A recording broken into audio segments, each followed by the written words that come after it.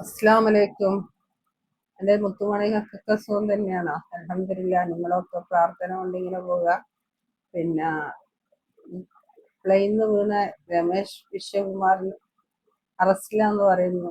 അതൊക്കെ തെറ്റായ ഫേക്കായ വിഷയമാണ്. കാരണം അയാളെ അങ്ങനെ ആർക്കും അറസ്റ്റൊന്നും ചെയ്യാൻ പറ്റില്ല. കാരണം അയാൾ നല്ലൊരു ദൈവഭക്തിയുള്ള ആളായിരിക്കണം. അയാളിങ്ങനെ രക്ഷപ്പെട്ടു. പിന്നെ പറയുന്ന അയാളെ കൊണ്ടുവരുന്ന അയാൾ പ്ലെയിനിൽ കയറിയിട്ടില്ല. ഇങ്ങനെയൊക്കെ അയാളെ കൊണ്ട് ഓരോന്ന് പറഞ്ഞ് ജനങ്ങൾ ഉണ്ടാക്കുന്നു. പക്ഷെ അയാൾ എത്ര വിഷമത്തിലാണെന്ന് ആരെ ചിന്തിക്കുന്നുണ്ട്? ഈ ആളെല്ലാം മരണങ്ങൾ അയാളെ കൊണ്ട് ഇങ്ങനെയൊക്കെ ഉണ്ട്. അതൊക്കെ സത്യമൊന്നുമല്ല, അതൊക്കെ ഫേക്ക് ന്യൂസാണ്. അതാരും വിശ്വസിക്കണ്ട.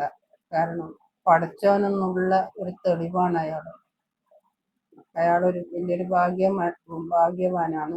കാരണം എന്ന് വെച്ചാൽ അയാളെ പിന്നെ ഭക്ഷണവും വെള്ളവും ഒക്കെ ദുനിയാവിൽ ഇനിയും ബാക്കിയാണ്. അപ്പോൾ അയാൾ രക്ഷപ്പെട്ടത്. പിന്നെ നിങ്ങളാരും വിഷമിക്കണ്ട, അയാൾ അറസ്റ്റിലാന്ന് വിചാരിച്ചിട്ട് ആരും. ഞാൻ പെട്ടെന്ന് കേട്ടപ്പോൾ എനിക്ക് വിഷമമായി. കാരണം എന്ന് വെച്ചാൽ അയാൾക്ക് ആകാശത്തിന്റെ മേലയിലേക്ക് പോകുന്ന പ്ലെയിൻ ഒന്നും ചെയ്യാൻ പറ്റില്ല. പിന്നെ പറയുന്നത് പ്ലെയിന് തുറന്നിട്ട് അയാൾ ചാടിയത്. പ്ലെയിനിന്ന് ഒരിക്കലും ചാടാൻ പറ്റില്ല. ഓടുന്ന പ്ലെയിനിന്ന് ഒരിക്കലും ഡോറ് തുറക്കാൻ പറ്റില്ല. ഒരിക്കലും തുറക്കാൻ പറ്റില്ല. അത്രയും ജാമായിരിക്കും അതിൻ്റെ ഡോറ്.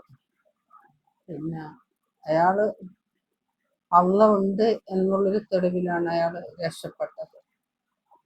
അപ്പം അയാൾ ഒരിക്കലും അറസ്റ്റിലാവൂല.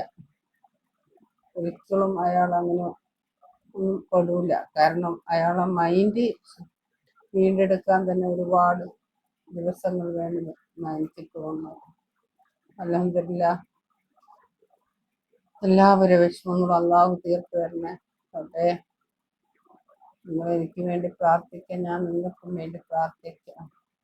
ആമീൻ. റഹ്മത്തുള്ളാ ബറകത്തുള്ളാ.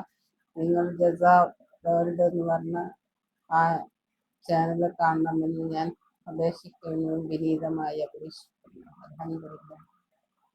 ആമീൻ ആമീൻ. റഹ്മത്തുള്ളാ. എന്നെ സപ്പോർട്ട് ചെയ്യണം. ആമീൻ ആമീൻ.